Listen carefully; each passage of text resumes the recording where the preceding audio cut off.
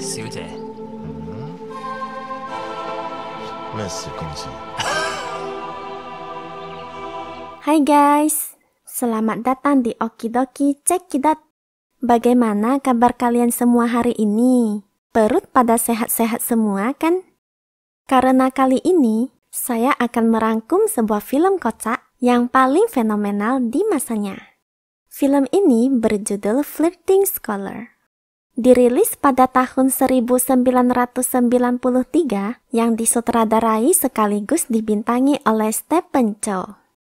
Ya, walaupun film ini cukup jadul untuk para anak yang lahir pada tahun milenium, tetapi tetap saja aksi lucu yang ditampilkan si raja komedi ini masih bisa membuat orang yang menontonnya sampai saat ini merasa terhibur. Bakal bikin kangen deh masa kecilmu. Yuk, langsung saja kita mulai pembahasan filmnya. Okidoki, cekidot!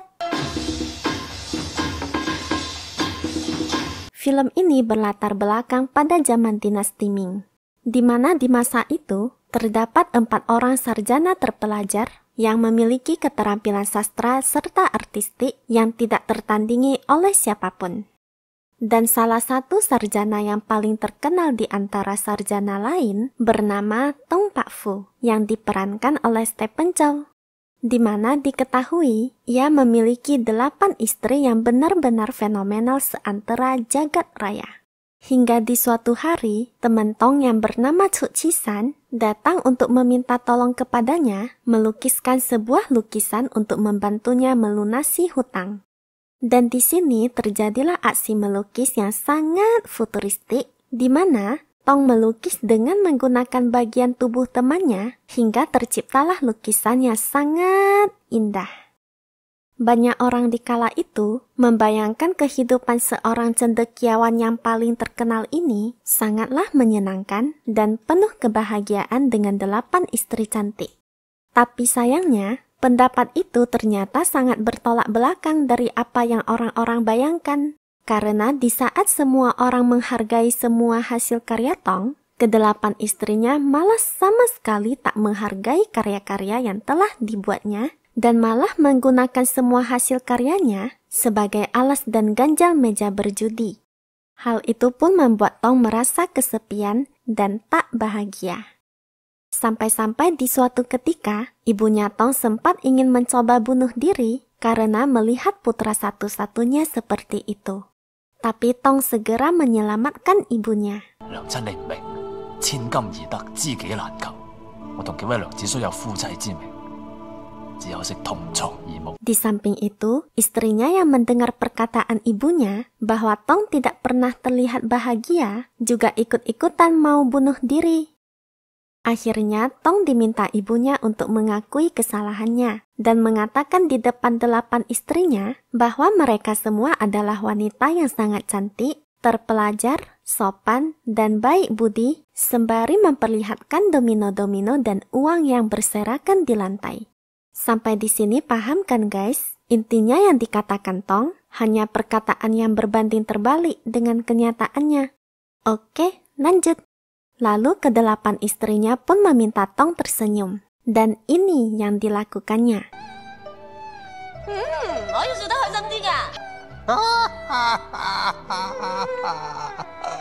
Setelah itu ke-8 istrinya kembali bermain judi. Tak lama setelah itu, seseorang dari utusan kerajaan pun datang dan membawa kabar bahwa raja menginginkan Tong untuk menjadi penasehat militer. Namun Tong yang tak ingin bergabung dalam urusan pemerintahan enggan untuk bertemu pengawal itu. Ibunya lalu pergi menemui pengawal tersebut dan berbohong dengan mengatakan bahwa Tong sedang sakit parah. Karena semua orang yang ditemui pengawal ini selalu saja beralasan sakit, ia selalu membawa tabib kemanapun ia pergi. Dan di saat pengawal itu sampai di kamar Tong, Tong malah sedang asik-asiknya makan ayam. Kayak gini dibilang sakit guys. Lol. Di sini tabib pun mencoba memeriksa keadaan denyut nadinya untuk memastikan apakah benar dirinya sakit. Tong yang tak ingin kebohongannya diketahui mencoba menggunakan kungfunya untuk mengelabui sang tabib. Dan di sini pun terjadilah aksi lucu lainnya. Ternyata, hal itu berhasil membuat tabib itu mengira bahwa Tong benar-benar sakit parah. Sampai-sampai sang tabib mengatakan agar dirinya harus segera mempersiapkan pemakamannya. Ibunya yang mengetahui Tong menggunakan kungfunya saat diperiksa tabib tadi langsung memarahinya di depan abu ayahnya yang sudah meninggal. Ibunya juga menceritakan sebuah cerita di mana keluarganya adalah ahli seni bela diri dan memiliki dua musuh utama, yaitu si sarjana jahat yang telah membunuh ayahnya dan mantan pacar ayahnya yang jahat. Yang dimana waktu itu ayahnya pernah bertarung dengan si sarjana jahat untuk memperebutkan gelar juara senjata. Ibunya yang saat itu berada di sana merasa takut bahwa si sarjana jahat akan berbuat curang terhadap suaminya. Ia pun mencoba untuk mengawasi duel tersebut. Namun di adegan ini, ibunya bukan terlihat seperti mengawasi. Ia malah mencoba untuk membantu suaminya dengan berbagai macam jebakan. Tapi sayangnya, bantuan yang diberikan ibunya itu, kalian lihat sendiri deh tuh apa yang terjadi. Semua bantuan yang ia berikan bukan kena musuh, malah kena suaminya. Kacau emang ibunya. Dan dari kisah itulah, ibunya melarang Tong untuk menunjukkan kungfunya pada siapapun. Singkat cerita, Tong Pak Fu bersama ketiga temannya pun pergi ke suatu tempat untuk mencari udara segar. Sesampainya di sana, mereka pun melihat seorang wanita yang sedang kesepian di sebuah jembatan. Mereka lalu meminta Tong untuk menunjukkan kepada mereka bagaimana cara merayu seorang wanita. Tong kemudian mendekati wanita itu secara perlahan. Dan dengan adegan slow motion, betapa kagetnya Tong saat wanita itu memalingkan wajah. Ya, kalian bisa lihat sendiri deh guys gimana bentuknya. Lol banget nih film. Tong yang masih gigih untuk menyenangkan hati teman-temannya dengan terpaksa meminta wanita itu untuk memperbolehkan dirinya bersandar di bahunya sembari menawarkan uang padanya agar wanita itu mau. Akan tetapi wanita ini ternyata juga memiliki harga diri yang tinggi. Ia pun menolaknya. Dan ternyata wanita itu lebih memilih untuk merampok Tong. Dan di sini terjadilah sebuah baku hantam. Sampai akhirnya Tong menendang wanita itu ke dalam sungai.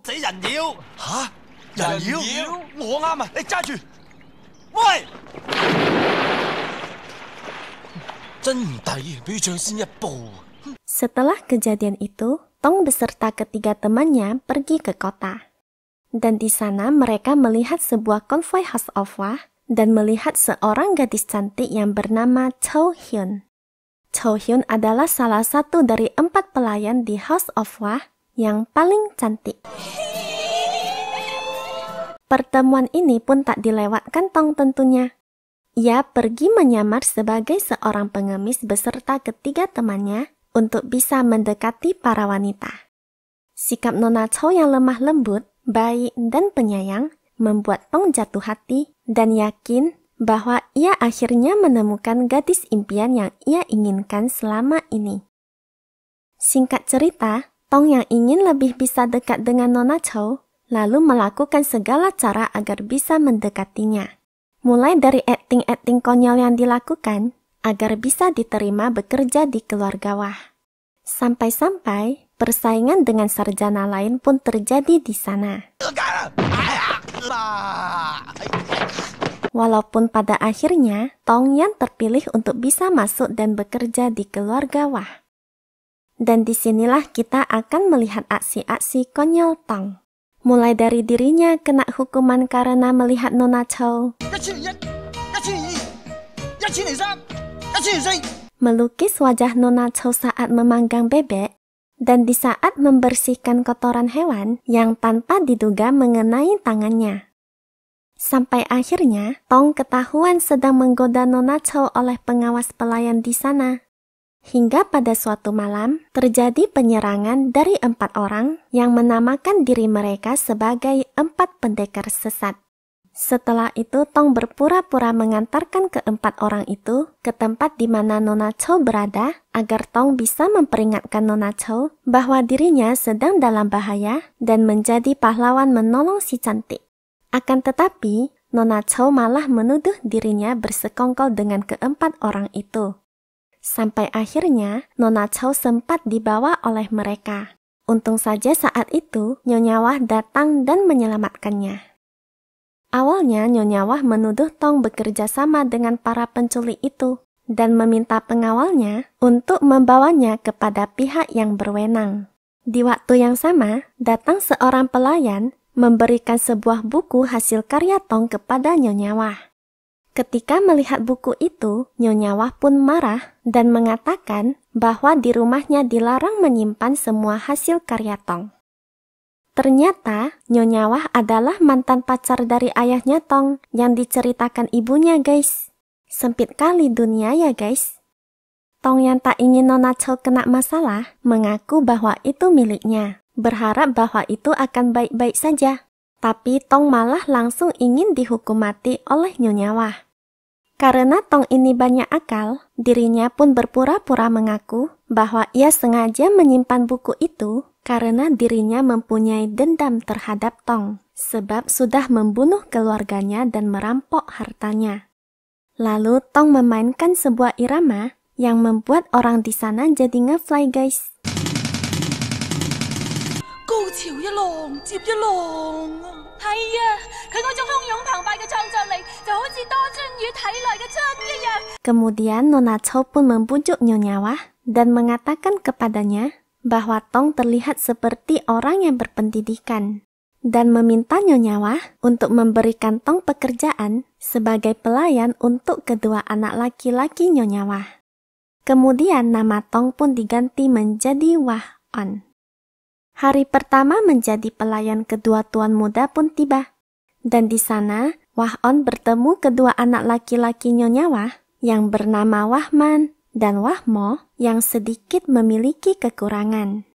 Karena Wah On ini emang dasar banyak akalnya, guys, ia pun memanfaatkan keadaan itu dengan mengatakan bahwa dirinya pandai meramal dan merayu wanita.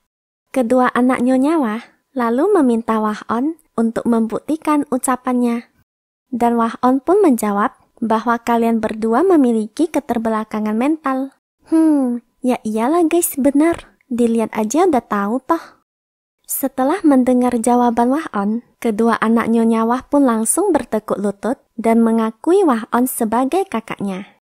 Tak lama kemudian, datang guru pengajar yang melihat kedua muridnya sedang memuji Wah On sambil berlutut. Gurunya yang tak terima karena muridnya diambil Wah On, lalu mengajaknya berduel. Dan tanpa disengaja, di saat gurunya mengeluarkan golok pembunuh naga, ayahnya Wahman dan Wahmo pun datang dan membuka pintu. Hal tersebut membuat guru itu tertancap pisau yang dipegangnya, dan mati deh. Belum action lagi guys, udah koit. Ayahnya yang takut hal itu diberitahukan oleh Wah On kepada orang lain, lalu mempromosikan Wah On sebagai guru senior untuk mengajar kedua anaknya. Inilah namanya guys, sekali melangkah dua gunung terlampaui. Setelah itu Wah On pun menjadi lebih bebas untuk mendekati Nona Chow dan merayunya. Tak lama setelah mereka mengobrol, ketiga teman Nona Chow pun datang dengan tergesa-gesa dan memberitahukan bahwa Tong Pak Fu telah ditemukan oleh kepala pelayan dan ditangkap. Kemudian kepala pelayan pun membawanya ke hadapan Nyonya Wah. Dan saat dibuka, ternyata orang yang di awalnya dikira Tong Pak Fu rupanya adalah Cuk Chisan. Karena Cuk Chisan dikira Nyonya Wah telah berbohong dan tak mau mengakui dirinya adalah Tong Pak Fu, ia pun lalu dihukum oleh Nyonya Wah dan dikurung di dalam gudang. Wah On pun ingin menyelamatkan temannya yang dikurung. Dan ternyata, saat Wah On mau menyelamatkan Cuk Chisan, ia malah senang berada di tempat itu. Karena kalau ia berada di luar, dirinya dalam masalah besar, sebab banyak rentenir hutang yang mengejarnya. Hingga di suatu hari, tiba-tiba keluarga Wah dikunjungi oleh musuh politiknya, yaitu Pangeran Ning. Yang diketahui, di saat itu sedang merencanakan kudeta dan pemberontakan. Dalam kunjungannya ke sana, Pangeran Ning pun memamerkan sebuah lukisan hasil karya Tong Pak Fu. Akan tetapi, perlahan-lahan pertunjukan memperlihatkan lukisan pun berubah menjadi sebuah pertarungan, di mana sarjana jahat yang sekarang menjadi bawahan Pangeran Ning menyerang Nyonya Wah dan membuatnya terluka. Wah On yang berada di sana langsung turun tangan untuk menghentikan pertarungan itu. Tetapi hal itu malah membuat Wah On bertarung dengan sarjana jahat dan menghancurkan lukisan Tong Pak Fu yang dibawa oleh Pangeran Ning. Pangeran Ning pun langsung mengambil kesempatan itu untuk menyalahkan keluarga Wah karena telah menghinanya dan menghancurkan lukisannya. Wah On yang melihat keadaan itu lalu berbohong kepada Pangeran Ning bahwa lukisan yang mereka miliki adalah palsu dan yang asli ada di rumah Wah. Wah On pun dengan cepat meraih Nona Chow untuk mencoba membuat ulang lukisan tersebut. Akan tetapi Nona Chow yang saat itu asik mengoceh dengan mengatakan bahwa dirinya ragu dengan keterampilan melukisnya tidak akan dapat menipu Pangeran Ning. Wah On pun telah menyelesaikan pembuatan ulang lukisan tersebut dan membawanya kepada Pangeran Ning. Pangeran Ning yang meragukan keaslian lukisan itu meminta seseorang yang ahli bersamanya untuk memastikan keasliannya. Dan di saat diperiksa, ahli lukisan itu pun mengatakan bahwa lukisan itu memang lukisan Tong Pak Fu dan bukan yang palsu. Pangeran Ning yang merasa malu lalu segera pergi dan bersumpah untuk membunuh seluruh keluarga Wah dan meminta sarjana jahat melakukan hal itu untuk dirinya.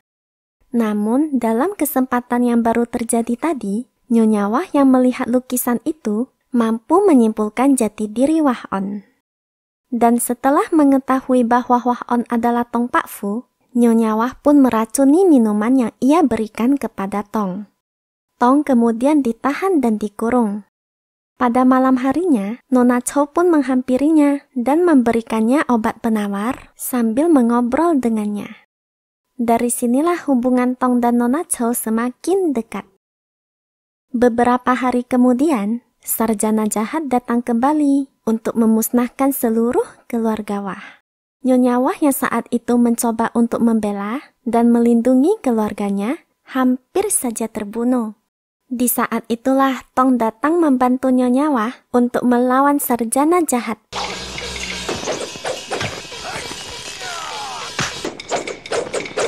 Setelah pertarungan sengit terjadi, Tong akhirnya berhasil membunuh sarjana jahat dan membalaskan dendam atas kematian ayahnya.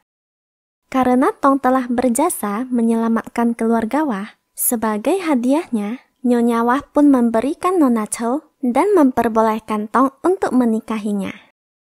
Dan plot twistnya, ternyata Nona Chow juga hobi berjudi guys. Hihi, lol. Dan film pun berakhir. Terima kasih buat yang udah nonton video-video saya. Jangan lupa subscribe dan like ya. Dadah!